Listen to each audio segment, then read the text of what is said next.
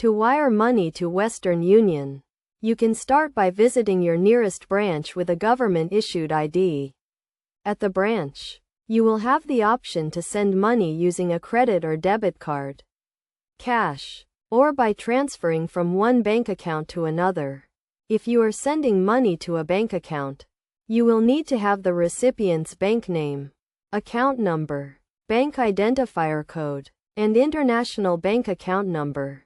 Once you have this information, you can fill out the required forms and pay the transfer fees. After completing the transaction, you will receive a tracking code, also known as an MCTN, which you should share with the recipient.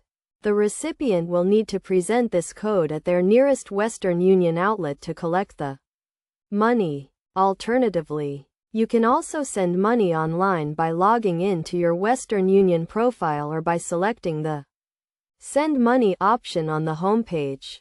From there, you can fill out the form, choose your payment method, pay the transfer fees, and share the MCTN code with the recipient.